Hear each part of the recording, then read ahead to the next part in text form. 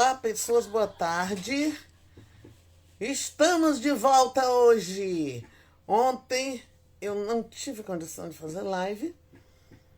Fiz um vídeo, coloquei no meu YouTube e lancei por aqui. Se você não viu meu vídeo de ontem no YouTube, veja, porque é muito interessante. Vale a pena ver. Acesse lá meu YouTube, veja o vídeo e aproveita e se inscreve lá para ajudar a amiga aqui, beleza? Mas hoje a gente está aqui de volta e nós vamos falar de coisas interessantíssimas, como, por exemplo, aniversário do Código de Defesa do Consumidor hoje. Nós vamos falar das coisas que aconteceram, as coisas importantes que aconteceram no mundo no dia 11 de setembro, a data de hoje, 11 de setembro. É uma data que o mundo sofreu muitas modificações, principalmente a América Latina, né? Principalmente países da América Latina. São mudanças legais e mudanças catastróficas. E na América do Norte, mais catastrófica do que legal, né? Então, já estou aqui na minha timeline, vou passar aqui rapidinho para falar do Covid-19 para vocês, como é que anda o Covid-19, a quantas andam. São 129 mil, já estamos chegando a 130 mil mortes no país por Covid-19, 4.251.455 casos confirmados. Na Bahia, nós temos hoje 7.695 pessoas doentes com Covid-19. O número de recuperados está muito bom, graças a Deus, mas o número de mortes até é grande também. Hoje a gente vai dedicar a falar do dia 11 de setembro, das coisas que aconteceram, como eu já falei, pelo mundo, né? Que mudou regimes, que mudaram regimes governamentais, que mudaram tudo. Então vamos lá, gente. 11 de setembro, que eu me lembre, de 1973. Eu era adolescente. Claro que eu não ligava para a política, porque nenhum adolescente se importa com política. Mas o fato ocorreu. E eu só vim tomar pé disso depois de grande, é claro, né? Mas no dia 11 de setembro de 1973, aconteceu um grande desastre no Chile que mudou a vida dos chilenos. No dia 11 de setembro de 1990, foi assinada no Brasil por Fernando Collor de Mello a Lei de Defesa, o Código de Defesa do Consumidor, que a gente vai falar mais aqui na tarde de hoje.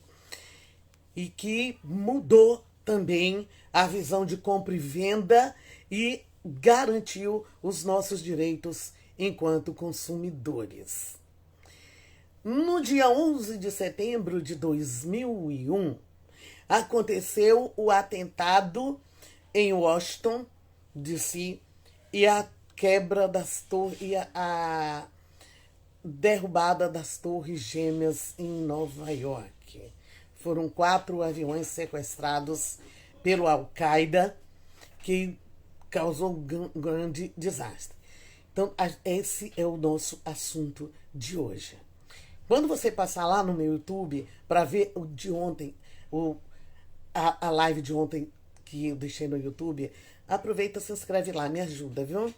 Mas tá bem legal o papo de ontem. Acessa lá e vê. É pequenininho, não tem nem 20 minutos, mas é bem legal. Mas vamos falando de 11 de setembro, começando pelo Chile. E depois a gente vem para a defesa do consumidor, que é que eu adoro, defesa do consumidor, adoro. Se eu tivesse me formado em direito, eu me especializaria em defesa do consumidor. Nos juizados onde eu trabalhei, eu me dava muito bem, reconhecia muito bem as pessoas com problema de defesa do consumidor e nunca dei um conselho errado. Mas 11 de setembro de 1973, o Augusto Pinochet assassinou o então presidente do Chile, Salvador Allende, transformando o Chile numa ditadura sangrenta que durou até o final da década de 80, início de 90, por aí. Nem sei direito quando terminou, mas a gente lê, né? Mesmo estudando, a gente lê. Então, pouco engraçado assim, que poucas semanas antes do golpe acontecer, o Salvador Allende escreveu que o Chile, ele descreveu um Chile marcado no seu governo com grande orgulho, um Chile orgulhoso no seu governo, e ele dizia, abre aspas, um país no qual a vida pública está organizada por instituições civis, as quais se apoiam em forças armadas, com um elevado grau de formação profissional e permeadas de profundo espírito democrático. Um país de quase 10 milhões de habitantes que produziu 2 portadores do Prêmio Nobel de Literatura dentro de uma única geração, a Gabriela Mistral e o Pablo Neruda, ambos filhos de simples trabalhadores. Fecha as aspas. Ele era apoiado nas Forças Armadas, como hoje é o governo daqui, né? Apoiado em Forças Armadas. Só que o Salvador Allende, ele era um cara marxista, socialista. Eu quero dar boa tarde a quem está passando aqui pelo Instagram também e a todos vocês aqui do Facebook. Meu abraço, Valdemar Cantuário, você que está aí na luta pela vereança, né? Você que está aí correndo atrás para virar vereador, tô torcendo, viu, por você e por um monte de amigos meus que merecem estar na Câmara dos Vereadores.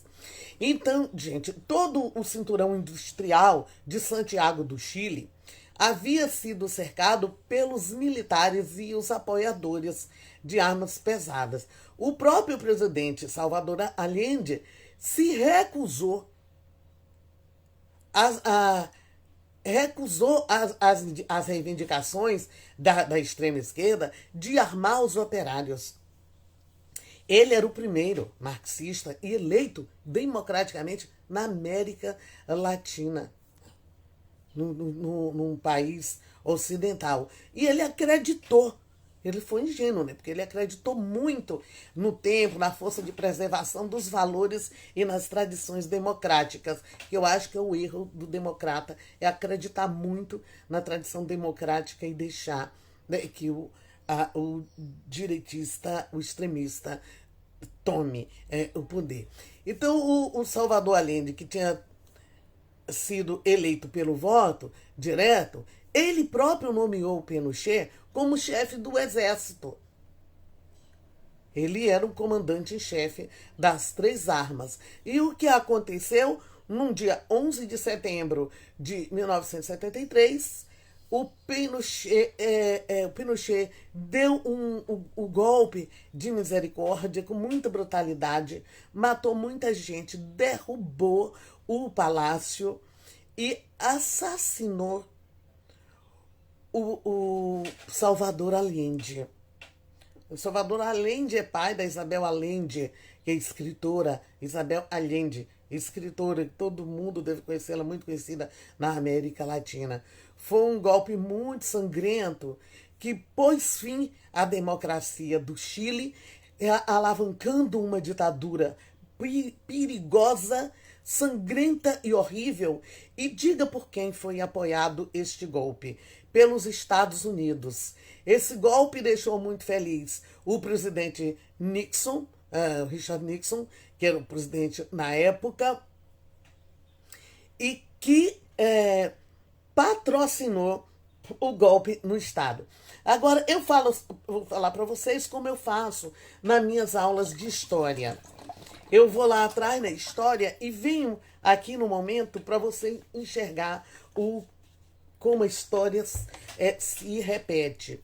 O que nós estamos vendo no Brasil agora é quase que igual ao Chile. Só que aqui o nosso pré-ditador, o pseudo-ditador, ele foi eleito pelo voto direto, mas tem o mesmo apoio dos Estados Unidos para desmanchar o país, né? E tá conseguindo, porque agora você não pode comprar arroz. O preço do arroz foi a 100% de aumento.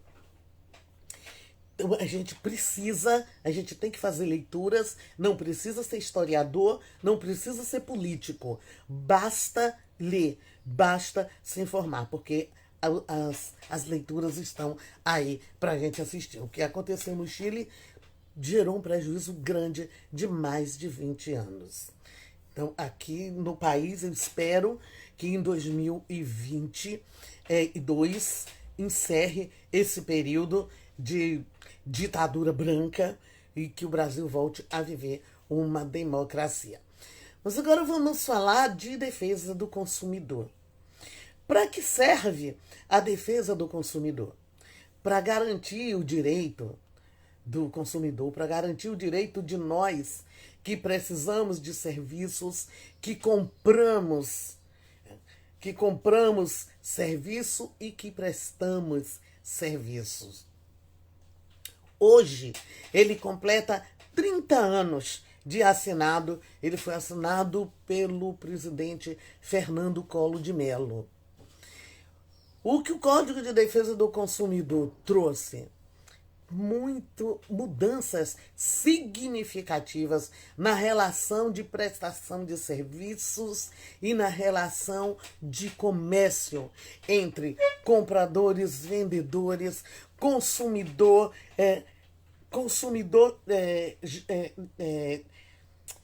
genérico e consumidor final.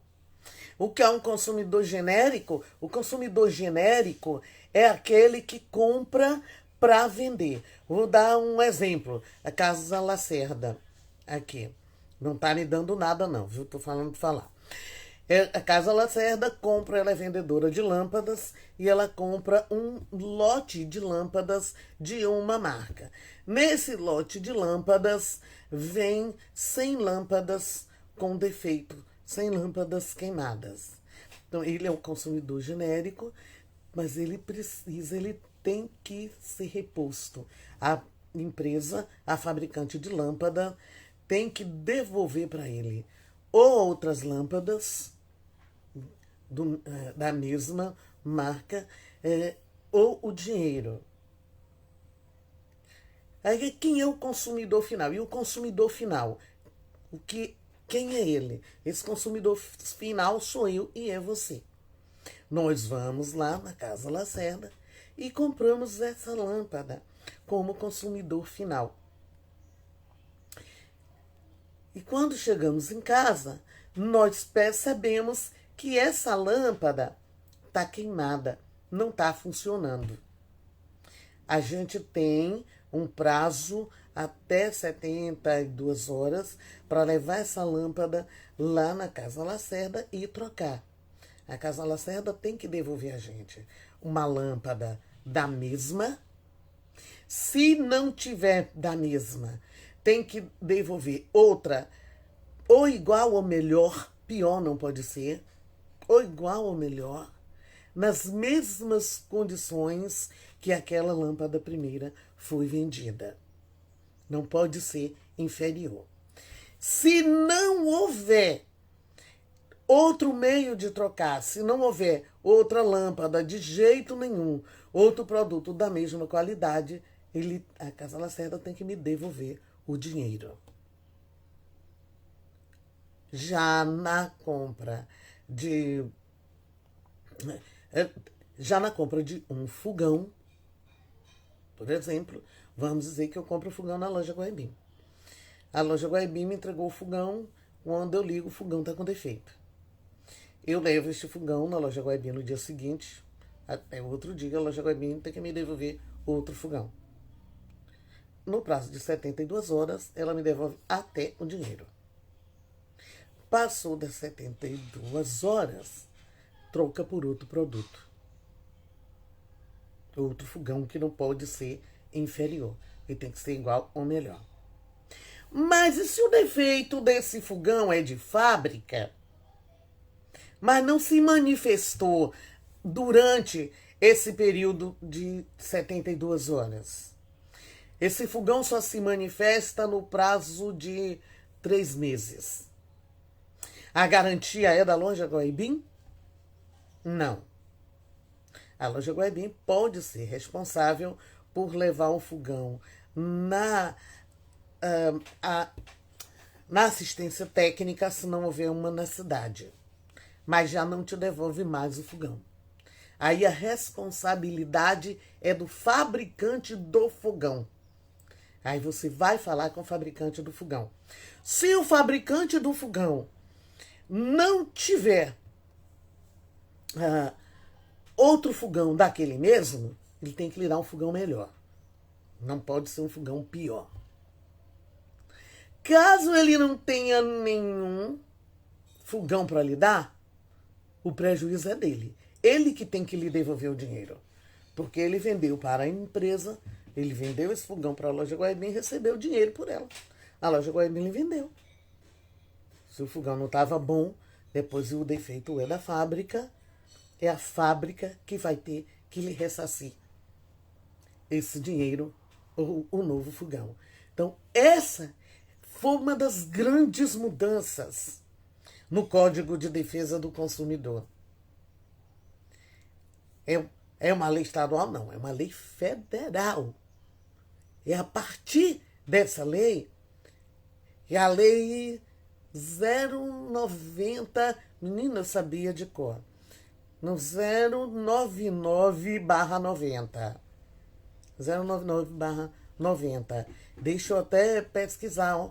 Deixa eu olhar aqui para não mentir para vocês. Mas acho que é 099/90. Lei de Defesa do Consumidor. Deixa eu colocar aqui. É Código de Defesa do Consumidor. A idiota colocou aqui Lei de Defesa do Consumidor. Você, Código de Defesa do Consumidor. Código de Defesa do Consumidor. Oh, meu Deus. Deixa eu colocar aqui só para dizer para vocês o número. Mas é 099. Defesa do Consumidor.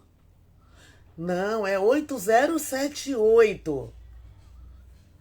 É 8.078 de 1990.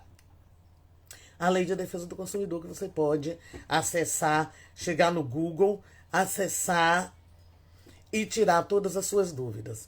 O que essa lei veio trazer de bom para nós no Brasil? Criar a responsabilidade para todo tipo de empresário ou prestador de serviços. Assim, tanto a loja Guaibim, que eu acabei de citar, não estou pagando nada, eu estou fazendo comercial aqui de graça, como uma consertadora de máquina de lavar. Agora eu vou fazer o nome da enxuta. A enxuta, por exemplo, você coloca sua máquina de lavar para consertar e ela não consertou, danificou, vai ter que lhe pagar o prejuízo. É a responsabilidade dela, enquanto empresa, de lhe entregar o seu produto melhor do que você entregou. Ela é uma prestadora de serviço, se qualificou para isso e não pode lhe prestar um serviço pior.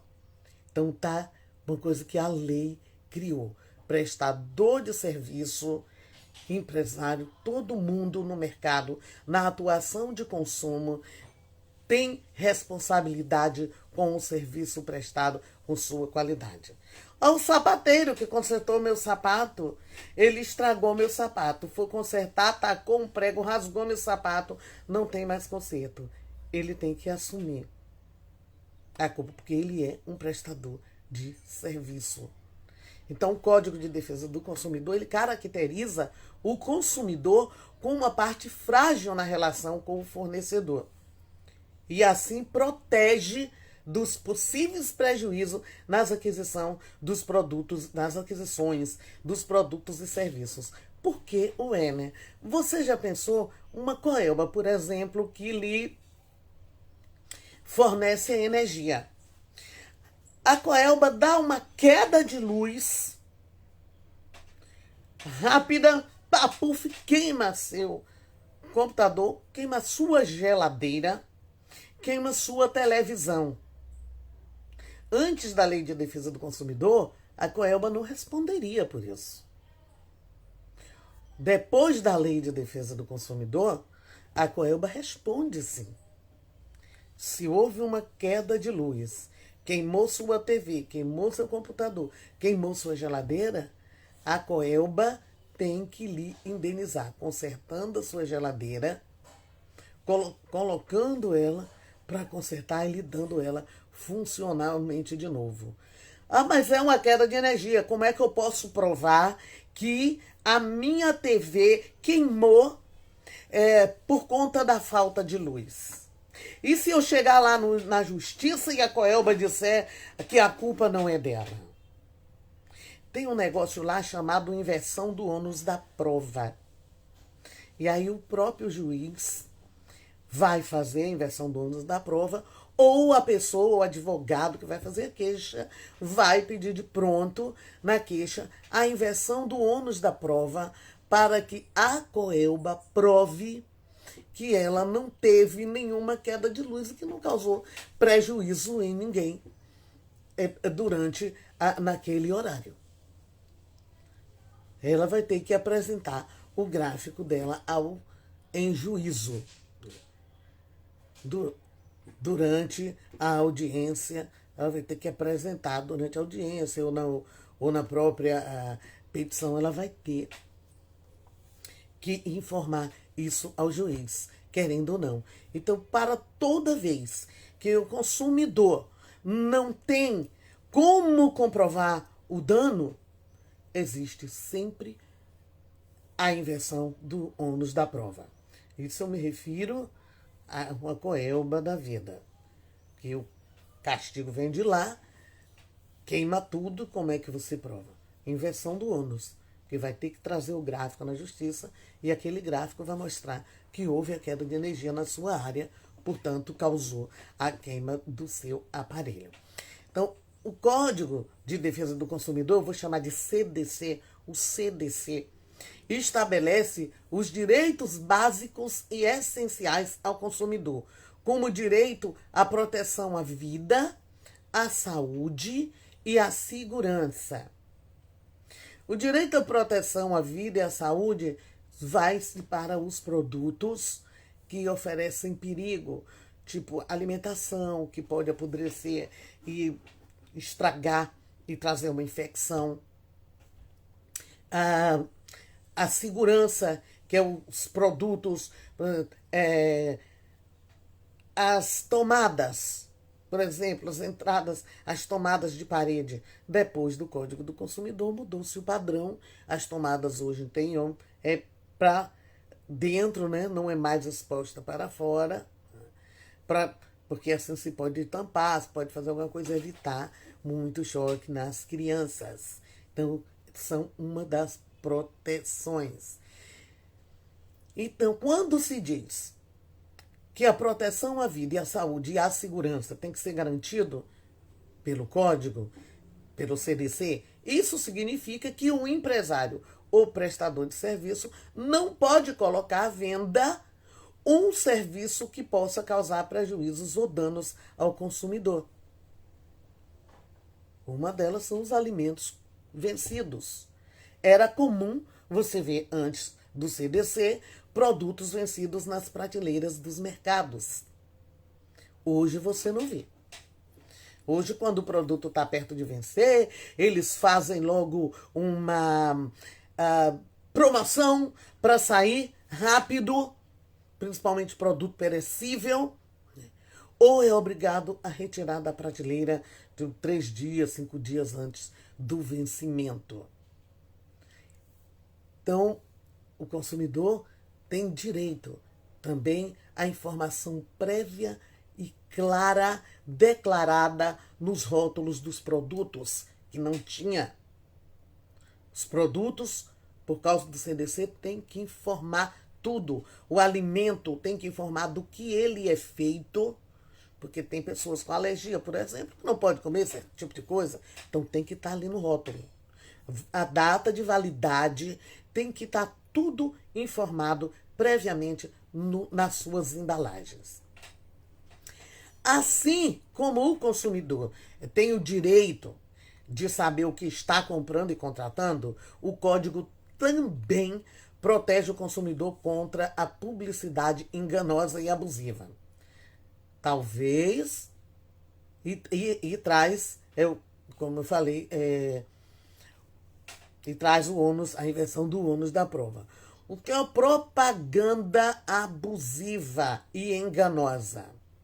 É aquela propaganda que lhe induz a você comprar o que você não quer, que induz a você fazer um negócio casadinho.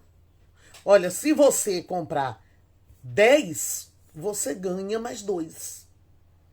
Se você comprar 5, você ganha mais 1. O meu produto oferece esta qualidade, essa e aquela. E quando você compra, não é nada daquilo que está na propaganda. É propaganda enganosa.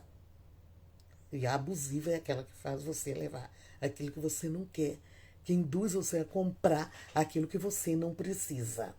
Marcelo Brito. Marcelo Brito é o primo? Tem tanto Marcelo Brito por aí? É o primo? Meu Deus! O Marcelo tão em Maus Lençóis. Marcelo é especialista, né? Em defesa do consumidor. Mas vou continuar falando, viu, Marcelo? Qualquer coisa você fala. Se você é o primo, você fala. Tem muito Marcelo Brito, mas 2 T's só tem na nossa família, né? Eu acho. Pois é, como eu ia falando, a inversão da prova vai proteger o consumidor daquela coisa que ele não pode provar. Se ele não pode, é a empresa que vai ter que provar. Então, CDC, 30 anos hoje. Mudou muito. Mudou muito a maneira do consumidor se relacionar com o entregador de serviços, o prestador de serviços, o fabricante. Mudou muito essa forma. Agora, nós ainda precisamos melhorar muito na compra virtual. Na compra virtual, o CDC trouxe a garantia da devolução com 7 dias, o arrependimento. Arrependeu-se, até 7 dias, pode devolver o produto e ter o seu dinheiro de volta. Mas ainda não existe um mecanismo para barrar aquele comércio ilegal. Ainda não há como fazer. Aliás, até porque isso já não é tanto obrigação do consumidor, mas da legislação, né? Da legislação brasileira, por exemplo, e de proteger, de ser mais rígida com a empresa que oferece serviço no mundo da internet, né, no mundo virtual, e mais fechado, mais protetor com quem compra. Mas a gente tem uma maneira de saber. Se você vai comprar numa empresa, você viu um produto e você quer comprar ali no site, antes você vai lá no Reclame Aqui, coloca o nome do site para ver se tem alguma reclamação sobre ela. Vá nos comentários daquele produto vendido ou de qualquer produto vendido naquela empresa e olhe para ver a maioria deles o que é que diz. A avaliação do vendedor. Se puder entrar em contato pelo chat para comprar, entra, mas isso não lhe garante segurança, porque quem está do outro lado a gente não vê. procura dar uma pesquisada na justiça para ver se tem processo dele. Pelo Google mesmo. Você olha, você coloca lá no Google o nome daquele site e coloca processos. Se tiver, vai aparecer algum em qualquer lugar. É uma forma de se defender, de não ser roubado, né? Pelo vendedor virtual. Mas também é uma coisa que o CDC trouxe essa segurança, que é o arrependimento e que a gente pode devolver. Já aconteceu comigo, não de arrepender, mas do produto não prestar mesmo, e eu tive meu dinheiro de volta devolvido. Então é uma coisa que a gente precisa ter cuidado. Então, gente, hoje, aniversário de 30 anos, tá? Um senhorzinho balzaquiano, o CDC, que eu adoro. Na próxima encarnação, não vai demorar muito tempo ainda para morrer, né? Mas eu me informe em direito para fazer isso, porque eu adoro defesa do consumidor. Sou apaixonada. Bom, até agora, quando a gente fala também de 11 de setembro de forma geral, vamos falar de 11 de setembro de 2001. Quem não se lembra de 11 de setembro de 2001? O ataque às Torres Gêmeas mudaram o sistema de segurança dos Estados Unidos e se iniciou uma corrida em busca dos terroristas até a identificação do Al-Qaeda e a morte de Osama Bin Laden, que já veio acontecer no governo de Barack Obama. Eu me lembro como se fosse hoje. E não é papo que a gente fala em sala de aula, não. Nesse dia 11 de setembro, eu morava aqui lá no campinho e eu saí. Não ligava a televisão de manhã e minha filha gostava muito de ficar com minha sogra, Miriam. E ela só queria ficar com a avó. E eu deixava, porque a avó gostava, mas eu ia todos os dias lá para pentear o cabelo dela. Não que eu não tivesse ninguém para pentear, mas o carinho da mãe. Para dar um beijo, para brincar um pouquinho com ela. E eu saí tipo 11 horas. E cheguei na casa de Miriam. Quando eu cheguei lá, a televisão estava ligada. E passando aquele avião, batendo na torre, derrubando. E eu tomei um susto. Falei, o que é isso, meu Deus? Aonde é isso? O que é que está acontecendo? Meu cunhado foi me explicar o que estava acontecendo. Aquilo me chocou e chocou o mundo. E eu falei, poxa vida, os Estados Unidos, que é tão seguro, e aconteceu uma coisa dessa, como esses caras conseguiram entrar no espaço aéreo dos Estados Unidos? Mas era um voo de carreira, era um voo comercial. Então eles entraram à vontade. Então, 2000... e passando isso, começou a corrida à procura do culpado. E, em 2004, Osama Bin Laden assumiu a responsabilidade pelos ataques. O Al-Qaeda e ele próprio citaram o apoio dos Estados Unidos a Israel, a presença de tropas americanas na Arábia Saudita e as sanções contra o Iraque como os motivos para os ataques, para aquela vingança. Os Estados Unidos, belicoso como é, responderam com o lançamento da guerra ao terror e invadiram o Afeganistão para depor o Talibã, o que obrigou a Al-Qaeda e muitos países a reforçarem a sua legislação antiterrorismo. Não, peraí. Deixa eu voltar para a leitura aqui. O Talibã abrigou a Al-Qaeda. E aí os Estados Unidos mandou acabar com o Talibã, só por ter abrigado o Al-Qaeda. Entendeu, né? Desculpa, eu não sou o Ian Bonner, não, mas faço das minhas, né?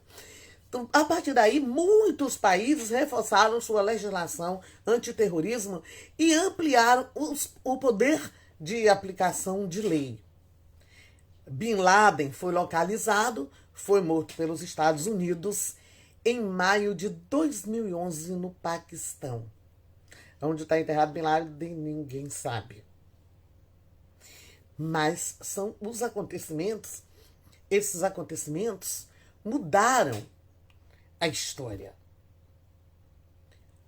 O atentado do Chile, que mudou a história do Chile. Aqui no Brasil, 11 de setembro, o CDC para proteger consumidor e prestador de serviço. E 2001, a queda das Torres Gêmeas. Todos esses eventos trouxeram mudanças estruturais, como no Chile, como nos Estados Unidos. E aqui também mudanças estruturais na relação de consumo e prestação de serviços. No que a gente hoje, quem hoje não diz? Se não me der meu produto direito, eu vou para o juizado, vou prestar queixa lá e vou requerer a minha indenização e meu dano moral. Pois é. Tá lá, os juizados foram criados para isso. Os juizados de defesa do consumidor foram criados para isso, assim como os de pequenas causas, para causas não complexas, para desafogar o judiciário, aquela barra grande do judiciário brasileiro. E hoje a gente tem, não sei se a gente pode dizer, mas tem um comércio mais seguro, sim. Agora você também tem que se garantir, viu? Porque se você compra um liquidificador e não leva a sua nota fiscal, se ele der defeito, você não pode consertar. É muito importante pegar a nota fiscal de tudo que você compra. Tudo. Até uma lâmpada. Aquela lâmpada da Casa Lacerda que eu falei, você tem que ter nota fiscal.